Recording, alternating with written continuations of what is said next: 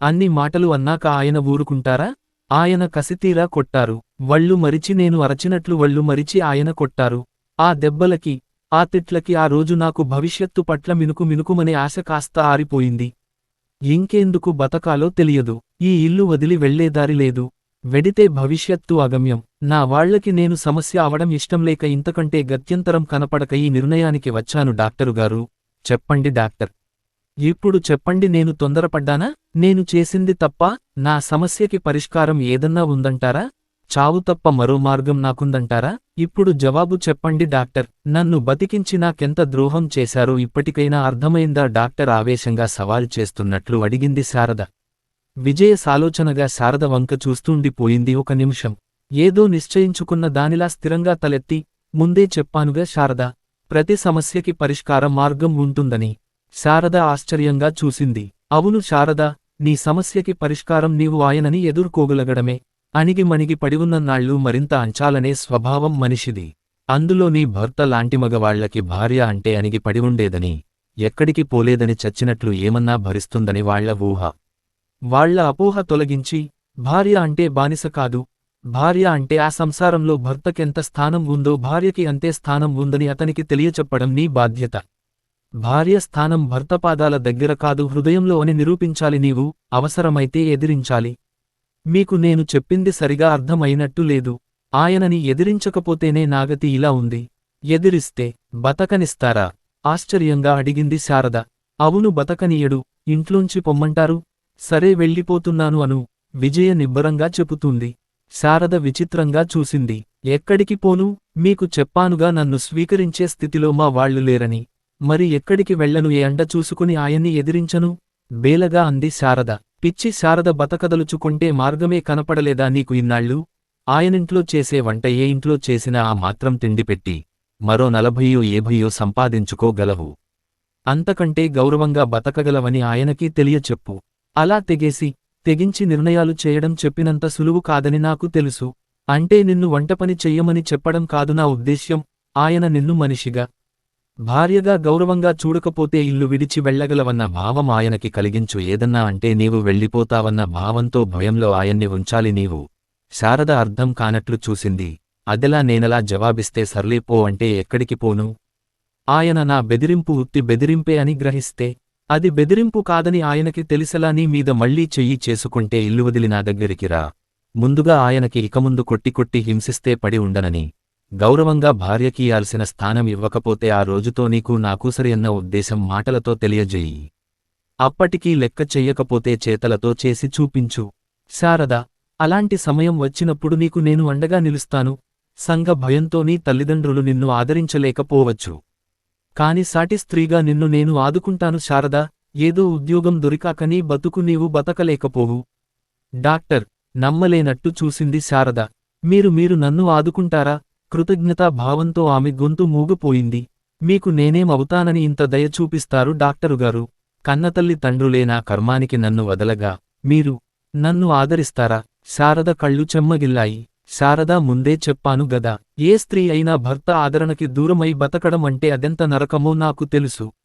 అలాంటి దురవస్థ నుంచి ఒక్క స్త్రీని రక్షించినా అంతకంటే సంతృప్తి నాకేముంటుంది. శ్రీధర్, నేను డాక్టర్లుగా 2 చేతులా ఆర్జిస్తున్నాము. నీకో బతుకు తెరువు దొరికే వరకు నిన్ను ఆదుకోవడం మాకేం కష్టం కాదు. కాని డాక్టరుగారు, లోకం, నా స్థానం, లోకం, వెధవ లోకం సంగతి మరిచిపో. నీ భర్త నిన్ను హింసిస్తుంటే ఏం చేసిందా లోకం నీకు? చూడు శారద, లెక్క చెయ్యని వాళ్ల జోలికి రాదు లోకం. భయపడుతుంటే మరింత లోకువ కట్టి సాధిస్తారు మనుష్యులు. ఎన్నాళ్ళు అంటారు? 2 రోజులు వింతగా చెప్పుకుంటారు, 3వ రోజు అలవాటై మానేస్తారు.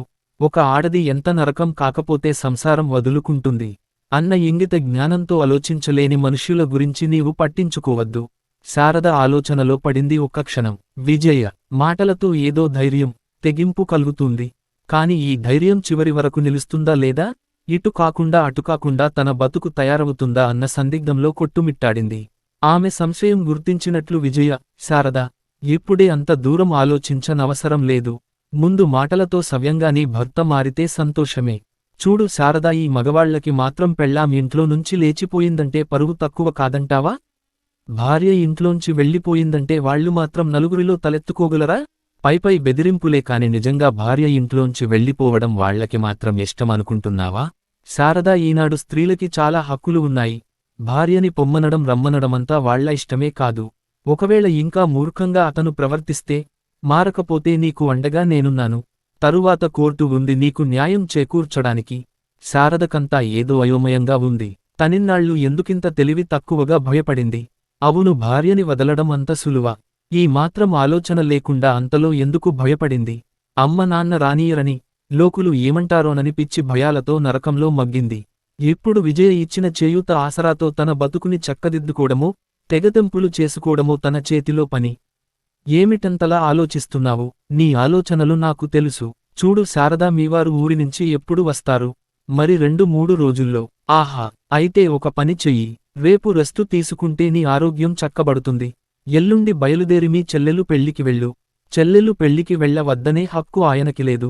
ఆయనకిష్టం లేకపోతే మానవచ్చు. నిన్ను వద్దనడం అమానుషం. అంచేత ఇంట్లో ఉత్తరం రాసి పక్కింట్లో తాళం ఇచ్చి వెళ్ళు. పెళ్లయ్యాక తిరిగిరా. అప్పుడు ఆయన గొడవ లేవదీస్తే అలా నిన్ను కట్టడి చేసే అధికారం భర్త అయినంత మాత్రాన లేదని తెలియచెయ్యి. చేయి చేసుకుంటే నీ అస్త్రం ఉపయోగించు.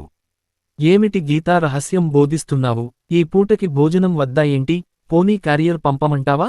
ఇటు భోజనం అటు గీతోపదేశం పూర్తవుతుంది. శ్రీధర్ గుమ్మం దగ్గర నిలబడి వింటూ హాస్యంగా అన్నాడు. 12:30 అయింది తెలుసా? Idea, good idea. ప్లీజ్ ఇంటికెళ్ళి భోజనం పంపించవు వంటవాడితో. ఎలాగో శారదకి భోజనం పంపాలి. ఆ చేత్తో నాకు. బాగుంది.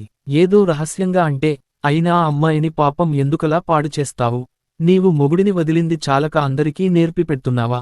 చూడండి శారదగారు, ఆవిడ మాటలు విని చెడిపోకండి, చమత్కారంగా అన్నాడు శ్రీధర్. మొగుడ్ని వదిలి నేను చెడిపోయింది ఏమీ లేదులే, నీవు దొరికావు.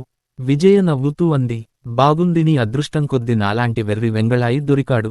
అందరికీ దొరకవద్దు. విజయ కళ్ళు శ్రీధర్ వైపు తిరిగాయి. ఆ కళ్లల్లో ఆరాధన, ప్రేమ శారద దృష్టిని దాటిపోలేదు. నిజం, శ్రీమగవాళ్లంతా నీలా ఆలోచించితే మా ఆడవాళ్లకి ఇన్ని సమస్యలు మిగిలి ఉండేవి కావు. ఆమె గొంతు బొంగురుపోయింది. శారద, శ్రీధర్ అన్నది నిజం. భర్తతో తెగతెంపులు చేసుకోవడం కష్టం కాదు. ఆ స్త్రీకి మిగిలిన జీవితం మూడైపోకుండా తిరిగి నీరుపోసి చిగురింపచేసే పురుషుడు దొరకడం దుర్లభం. నా పుణ్యం కొద్దీ శ్రీధర్ దొరికాడు. ఆ పాపు. ఈ మాటలు కొన్ని వేలసార్లు విని విని విసుగెత్తిపోయాను. ఇప్పటికే గర్వంతో నా ఛాతీ ఇంత వెడల్పు అయిపోయింది.